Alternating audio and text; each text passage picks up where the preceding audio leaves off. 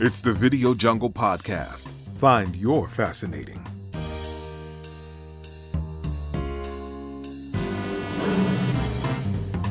Welcome to the Video Jungle Podcast. I am Arty Gold. This is Justin Andrews. Good day. And Justin, as we go through our business etiquette with companies, we've brought up, I should say we brought up because we didn't invent these words. We invented them. We did. All the words. Look, in the Webster's Dictionary, we should have our like a little Animus Studios. Mm-hmm. We can write it into every dictionary we own. Yeah, we can register all the names and the words that we created. But we talk a lot about building a video library. Talk to me a little bit about what that means to companies and why we feel it's important to do. So it means exactly like how it sounds, which is why it's such a good name that we just words we invented. Words we invented. Yeah, video library.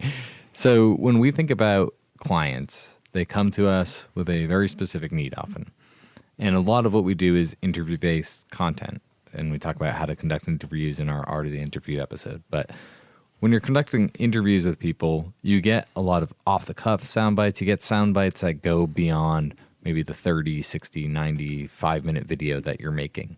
And when we're talking about building a video library, it's all those extra sound bites that you gather through the years of working with an account that can be turned into additional unforecasted content. So I like to think of it like an iceberg. Yeah. And when a client signs up for their initial project, they might be thinking of that tip of the iceberg, the thing that they're actually going to get to see. But what's really sad for us and our editors is they see all of this content, all these extra interviews, all this extra B-roll that literally never sees the light of day. So to us, a video library is a way of making sure clients can see some of that additional footage that they have and the potential to turn that footage into additional videos or content that they can use anywhere. Right, and one of our clients, sold or auctioned off Titanic items from the Titanic. We're well aware of the value underneath the sea that nobody else can see until you see it. And I think that's a great lesson. I think the idea that especially the way we do our interviews is that we capture all of these great stories and that tunnel vision sometimes of let's get this project done. A lot of times clients don't ever recognize all the great content they have from all of the people in their companies because they're not really paying attention to everything else. They're just tunnel vision on now that doesn't mean that it's not going to be a great story and the project that they're working on isn't going to come out great. But I would venture to say that, and I don't know the science behind this, but I would venture to say that once we get through all the interviews, there's probably at least 5 or 6, maybe 7 more projects that can happen right off the bat. Well, it's what we've started just baking into the way that we bring things into footage in our ingest process every time now, where if we go out to a client, like we have one in New York, and we'll interview 5-10 members of their team. And the obvious thing is we want this overview video, right? Like we know that. But when we sit with our editors, we say, hey, here are all of the themes that we heard and uncovered while we were there. So let's break down all the footage in this way. And they'll build sequences. Like if you can see our project files, it's pretty intense sequences that are built over the years where we categorize the interviews and color code things and get things really organized so that we can easily find it through time. Again, to show a client, hey, here's a 10-minute pad about this conversation that might be useful for you, whether it's a quick 60-second cut of a single employee or whether it's 3 or 4 little mashups that are only 30 seconds long for LinkedIn. Yeah, and I'm going to throw some red flags at you. One red flag is our clients, our clients ready for this type of, because sometimes clients are more like specifically producers within companies or project managers. They may be focused, like I said, on one thing. How would you give advice to people out there to kind of present this idea and not overwhelm everybody because they are trying to get their jobs done? It can be uncomfortable at first, right? Because if somebody signs up for something, especially if there's a hard deadline, you have to make sure that you hit the deadline, deliver the deliverable that they want. But I think once clients see this way of working where they recognize that you're not going to just delete all the footage, you're actually going to say, how can we maximize the results from the budget and say, rather than it costing, $10, $20, $30,000 for each deliverable, we're going to use all of that footage in a different way and we're going to make different things from it. So now it only costs $2, $3, $5, $10,000 per deliverable. Basically can save you a lot of money in the long run and deliver more content, just make better use of everything you have. And we as a production team have to be very well organized with that because that can get out of hand on our side too. It gets out of hand every time. Yeah. And you've recently been introduced to our post-production spreadsheets. Yes. What are those like? Yeah, those are, so I'm not a spreadsheet type of person. Justin loves spreadsheets. And we're working with a client right now, and I think it's like 8 spreadsheets deep. Tabs. 8 tabs deep. Gotta get the lingo down. With I don't know how many, hundreds and hundreds of lines. It's intense. Here's all the different stories. Because you have to take advantage of all the tools that are in front of you, right? Like, our idea of building a video library is essentially to uncover the process for the client so that they can see it a little bit more clearly. So we're getting transcripts done, and we'll take the interviews and post the transcript. So if a client wants a keyword search and say like, hey, what did our CEO say during the shoot a while back about this? They can just easily go back, look at it, and find it. Yeah. And what they aren't aware of now is that we've already like thought about that, and we've already broken down certain things that they've said into categories. So it's always nice if a client has like an outward facing marketing goal, and then they say to us like, oh, here's the recruiting team and they want to make something. We say, oh, that's great. Recruiting team, you're in luck. We don't even need to film anything because we have all these sound bites already from key members of your team. So look at the video that we can make you just with the stuff that we already have. Whereas conventionally they would have had to go out and maybe recruiting would find a completely different production company to go through the whole process. We can connect the dots a little bit better and make it easier to just make the thing without having to even reshoot it sometimes. And I think an operative piece of advice that you kind of brought up, but a focus on this is communication. I think when we first started this process, we just assumed everybody thought we were great and we were asking the right questions and we had all this good content. There's got to be some way to deliver what you have to the client so they know what you have. Because how many times have we seen a video pop up somewhere else? It was like, wait, we already did that video. We had the information for that. So whether it's spreadsheets or some sort of communication, we tend to have at least 1 or 2 media days or Find Your Fascinating days with the client just to say, by the way, here's everything we have for you. It could be a little, like you said, uncomfortable, overwhelming, but it will eventually save them time.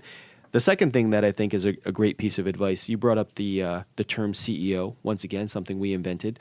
So I think one of the things I realized with this process is you're not always going to be able to sit down with the CEO.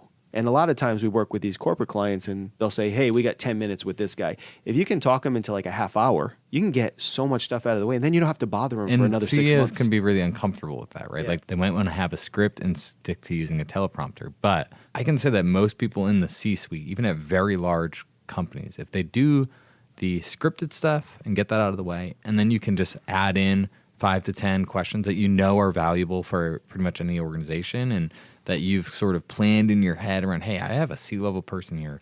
If I get 10 minutes with them, I know I'm going to get great stuff. They don't even see the need for that. And it's not normal for them to think to ask that. Right. But by doing it, that's and if it doesn't work, it doesn't valuable. work, right? There are companies that absolutely the CEO wants to be prepared by teleprompter or prep the day before. It doesn't work for everything. But I will say that within reason, 50% or more of the CEOs know 53.5%. 53.5%. But most CEOs know what they're talking about, right? They know their company. They're not afraid to talk about their company. And you'll know very, very quickly if they're giving you stock answers or if it's emotional right off the bat. And you can make that decision.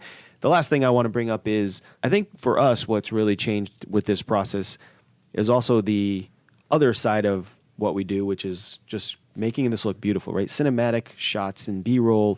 And then once you have all this content, it has made it easier for us to go back to the company and say, hey, let's just do a day or 2 of B-roll shoots, making sure we get all the footage we need for all of these different categories that we have, all these different topics, all these themes. And I think that is also a fiscally responsible thing to do for some of these companies. It's a good point, because a lot of times the way that you approach B-roll is either sort of just shooting what you can shoot of the day of, or finishing a video and saying, especially in documentary style, what covers this narrative. But if you actually just say, for an account, we're going to get B-roll that represents your account, just do days dedicated to getting beautiful B-roll, it's not just the interview sound bites that are categorized. We categorize the B-roll as well, because you can basically cut any video at any time. You can use a scripted voiceover or an actor, and it all ties together into thinking of it as an account versus just thinking about it as a project. And I think that's the mindset shift to having building a video library, is it makes you view every client as an account where you're responsible for not only executing the video for them, but helping them get more from it, because there aren't edit sessions with clients anymore. Like, we don't have clients. It'd be nice. We don't have people show up to our doors and sit down with our editors and walk through all the footage that we have for them. But through the years, when we've gathered 10, 20, 30 terabytes, 40 terabytes for a client, it's a real shame when we're looking at it like, man, if the client could just spend a little bit more money, we could make these 10 extra things really fast. It's a no-brainer. And I think this has sort of opened that up to the client and the ability to get more from everything we do. And for the companies out there, production companies out there, maybe it takes a day, day and a half, a really good editor that's been working on these projects just to kind of take that extra step to go through it. And it's worth it, because I definitely think that you're generating value off of footage that you're just going to be storing away or getting rid of, depending on what your operation is. Yeah. And we just went through the process of hiring a new video editor, and it was interesting to hear some people talk about how they ingest and break things down. We gave a project for people to work on, something very small, as an assignment for this. And it was interesting to see how certain people broke it down, categorized the way that we would expect, maybe not exactly the same. And then other people just kind of like assembled it. And seeing the difference there, yes, it takes a little bit more time, but you're setting it up that you know the pieces of the puzzle, and you've separated, here are all my pink pieces, here are all of my corner pieces, which there should only be 4. 4 corners. You can see it more clearly and see the potential things that you could cut from it. And to me, like, that's a key of editing when you have an account versus editing when you have just a single isolated project. Cool. So everybody out there, go build your video library, and then make sure you communicate and tell your clients what kind of golden nuggets you have available for them at the bottom of the sea. And make sure we have the trademark symbol next to video library. Yes, and don't name your hard drives Titanic. Yeah, been there. This has been the Video Jungle Podcast. Find your fascinating, a product of Animus Studios